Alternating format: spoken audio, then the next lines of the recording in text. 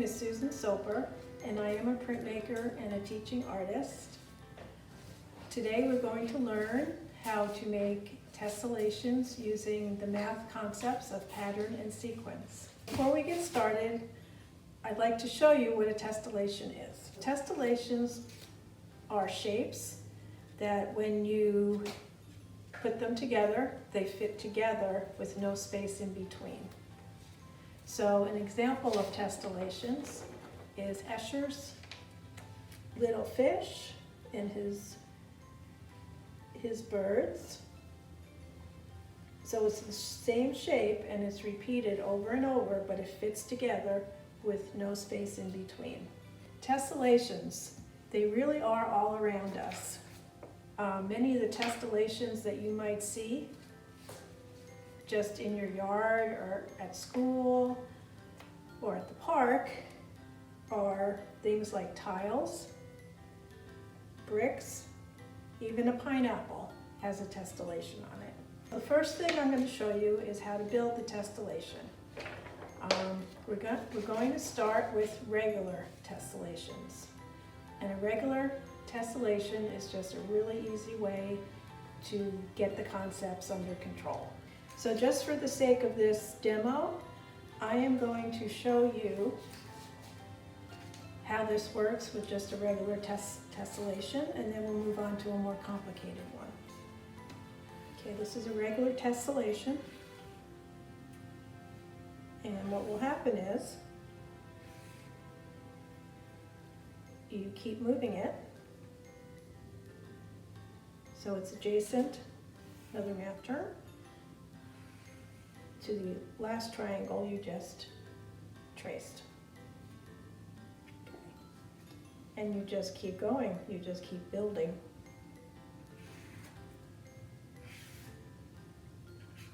Okay, so the same thing with a regular tessellation using a square. Okay, same thing. We all know what a square is. And square, think back to things around us. Tiling is square and tiling is a tessellation. Okay, and the same thing, you just keep moving it all the way around. Okay, so those are regular tessellations. Now I'm going to show you how to make a more complicated tessellation using the math terms of vertex and adjacent vertex. Okay, and by doing it this way, you get more of a variety of shapes. And here are some.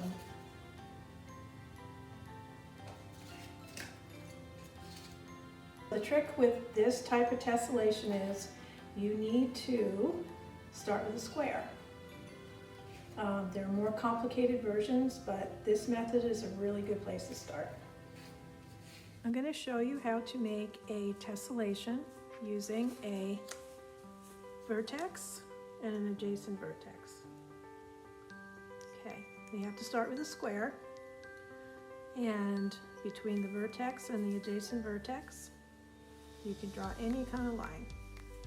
Squiggly, sharp, whatever they like. The most important part is that they start at this corner and they end at this corner.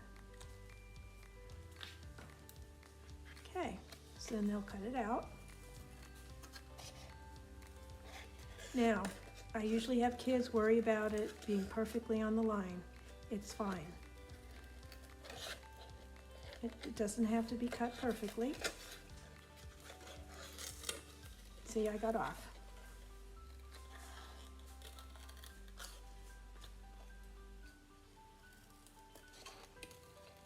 Okay, so before I let it drop, there's one more thing I like to do, especially if the kids are younger. Before this drops out, I like to put a T up here for top. Or you could do it at the beginning. Okay, so this top piece will slide and get attached to the bottom. And then you just attach it. Tape, any kind of tape, masking tape is fine, whatever you have. Another thing I like to do is I like the kids to inscribe a pattern or a design on the front, because later when we go to print, it's a lot easier for them not to get mixed up. Because if they flip their tessellation, it's not going to fit. It just adds a little originality, and then they can also tell which is their tessellation. I let them draw a pattern or a design on here, or a scene. I've had kids do whole scenes of cities. Some kids will draw their dogs, their cats, their family, but it just adds more interest, and you're also stressing the math, the art concept of line. Okay, so your tessellation now is ready to print. I know we're all on different budgets, and this tessellation that I made was made out of this Presto foam. You can get it from Dick Blick or Jerry's, I think, but it's just a thin styrofoam, and not sure the price, but it can add up. So you have that. So a better bargain is, if you have the time, get the styrofoam plates from the dollar store. You get like 100 for $1 or 50, and then you just cut off the rim, and then you'll have to go ahead and make your squares. And then another cheap way to go is, this is the craft foam, same sort of thing. Start with your square or triangle. You'll need tape, you'll need scissors. I think it's important that you show the kids some examples. I think it really helps them see that this fits into their lives by showing them tiles and bricks and, you know, even the pineapple. Now we're ready to ink our tessellation. I wanted to show you first some of my favorite inks, and also stress that if you don't have printing ink, and I usually use block ink, there's different kinds of printing ink. You can use paint. Paint works just as well, and paint brushes. Also, what works really well too is if you just have washable watercolor markers, you would have the kids color this with the washables, dampen the paper, and they print it. So if you're really strapped for supplies, that's a really good alternative. My favorite ink for this is Aqua. It's water-based, which means it cleans up with soap and water. And it also has a very slow drying time. So if your classroom is not extremely hot, you shouldn't have to keep adding ink to the ink slab. It should stay open. I'm going to use yellow and blue, and I'm going to create a pattern with my tessellation, and then I'm going to create a sequence by inking maybe 2 yellows and then maybe 1 blue, and keep with that sequence and keep moving that sequence around the pattern. I'm a printmaker, so I have this glass slab, which works really well. But I know you guys probably don't have that, so this is just a piece of cutting board from the kitchen, and you can get these 3 for $1 at the dollar store, and use this as your ink slab. You can also use scrap plexi, glass, anything that's not going to absorb the ink while you're printing. I'm going to go ahead and show you how to lay your ink out. We've talked about water-based inks, and that really is your best bet. There's all kinds of brands. One thing about the Aqua inks that I'm using is you got to be sure that you mix it up, just like you would paint. I like using these sticks because you don't need to put out a ton of ink at first.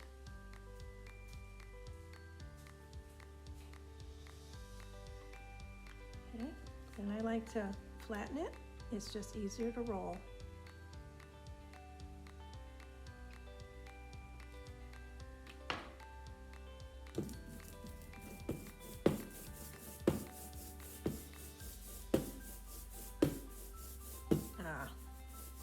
That's pretty nice right there.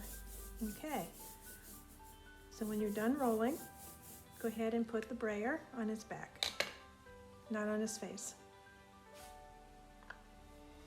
Okay, now the blue. Same thing.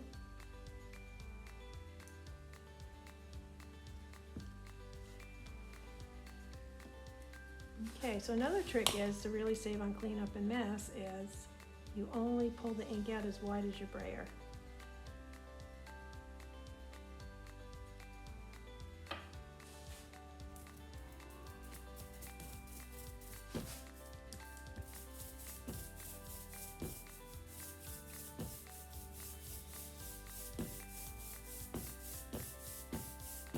Ah, very nice. Can you hear it? That's what you should hear. And the brayer on its back. Let's start with just our regular tessellation. Okay. So normally in the classroom, I create an orbit. I have an inking station, I have a printing station, so basically the kids, and then I have a workstation. So the kids sit at the workstation and they cut out their tessellations. Then as they're ready, they go up to the inking station. They ink it and then they carry it over to the printing station.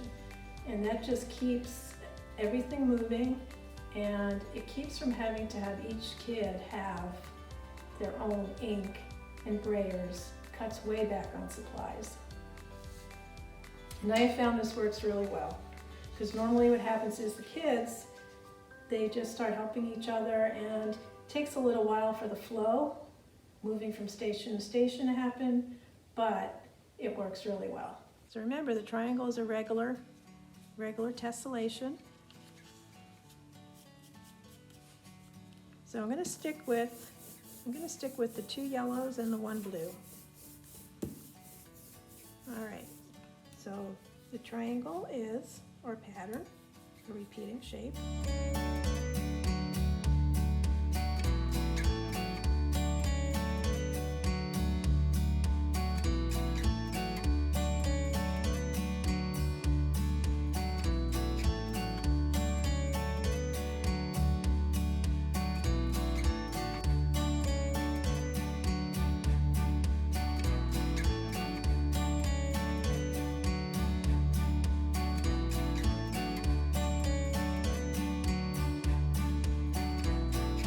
All right, so I mentioned before, if you don't have ink and you don't have brayers, you could lay out the ink, you could lay out paint, same manner, and use your brushes, and the kids would just paint it on. This is just regular drawing paper, so nothing fancy is needed. When I do the tessellations, I like the kids to really fill up at least this size paper. Gives them time to get in the flow of printing, and they start to think of things to do to their tessellation that they may not have thought of right up front, because they're given time to print. So just regular drawing paper, and this is just cardstock. In the classroom, depending on how long your classes are, I would suggest you break this up. 1 class period, you make the tessellations, you cut them out, they learn what a tessellation is, and then the next class period, I would set up the ink and just do printing for 1 whole class period. There's my blue. This is called a Baron. This is a professional burnisher printmaking tool. These aren't very expensive, but I actually prefer baby jars.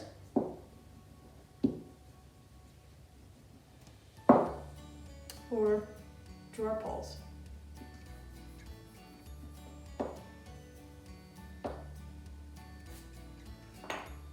Okay.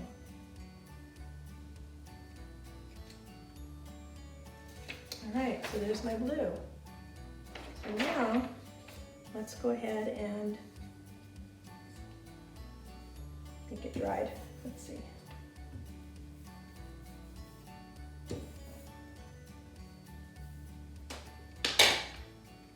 All right, so a regular triangle tessellation is the pattern, and then I'm going to find where it fits Fits right there.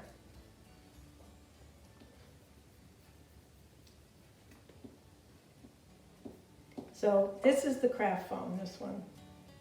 So let's say you don't have styrofoam or craft foam.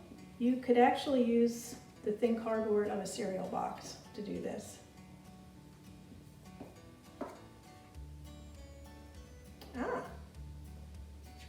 Okay, look at that. All right, so now let's finish our sequence.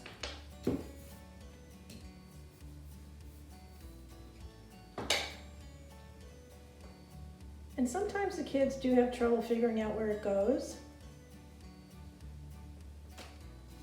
So I'm gonna put the yellow here because I want a sequence of blue and I want 2 yellows.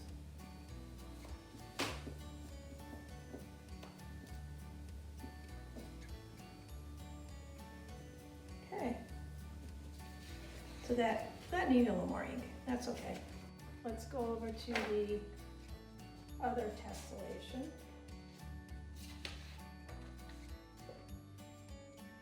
And I'm noticing my studio here at Purple Press Art Studio is warming up. And I know that because my ink is actually drying. So, add more ink. So you notice I'm not putting a huge amount. Now, working with a class, I have learned to put out maybe 3 times this much, but give them a narrow area to roll their roller. Cuts back on a lot of ink waste. Let's try our fancier tessellation now.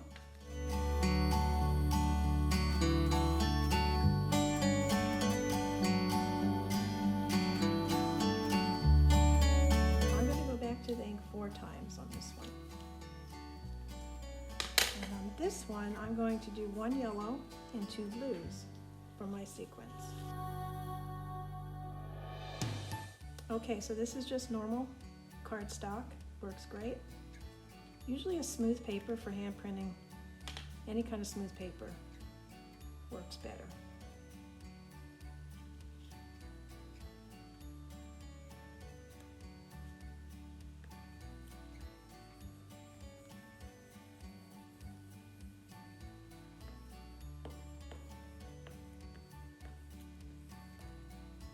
Okay, you might notice that I'm holding the tessellation as I'm rubbing. Very important.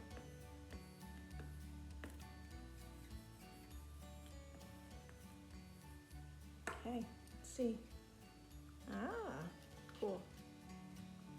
Okay, so there's my yellow. So, just to get rid of some of this, you can just take a rag.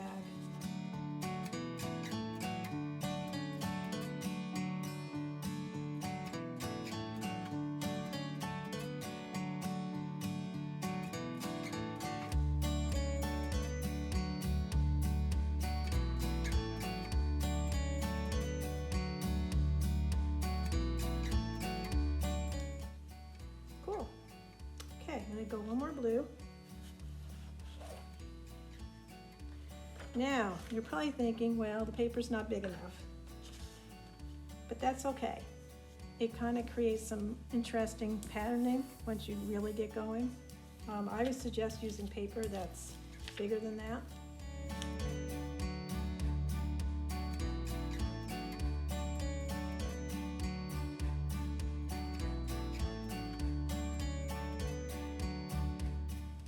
There we go.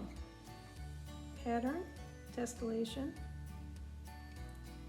sequence, 1 yellow and 2 blues. Okay, so one of the biggest challenges of printmaking is cleanup. So if you keep in mind that using water-based inks is easier, not putting out too much ink, and delegating jobs to the kids, it becomes very manageable. So the first thing I do is I set my brayers aside, paintbrushes. And you want to scrape this down really till there's like nothing.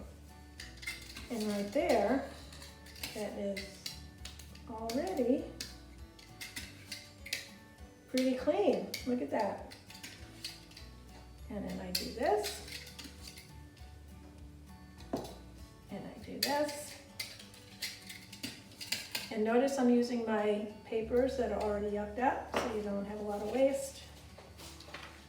And then I do this. And then I have my garbage can very close. So older kids, they like to scrape. So that's usually their job. I have my spray bottle. You can use glass cleaner if you have it. If not, get yourself a big bottle of Dawn dish soap. Get an empty spray bottle, mix it with water, and mix it to about that color. And I just hit everything. And this works really good. You have one kid scrape, you have one kid do this. You have the next one follow behind with a rag. And you know, if you want to do little touch-ups after they leave, I usually do, that's great, but this gets most of it cleaned up before they even leave. Okay, good as new. Make sure you get that scraper, otherwise it hardens and you can't open it anymore. Okay. Okay, so all my rags are just old t-shirts. And another thing kids like to do, they like to have a t-shirt party and cut up t-shirts. All right, and then the very last thing I do, which it does help in the long run, your inking surfaces tend to get scummy with old ink. This is just alcohol. This takes the last residue off. And then the brayers, I would do the same thing. I would use the Dawn dish soap with a rag. No alcohol. Alcohol ruins the brayers and makes them brittle. So no alcohol in the brayers, but the Dawn dish soap, then I would spray and then I would wipe it. And then the very last thing, I would take it to the sink with some straight Dawn dish soap in my hand, lather it really good, and rinse it with hot water. And they should be good to go. Okay, I hope you enjoyed this video on tessellations using the math concepts of pattern and sequence, and I hope your students enjoy.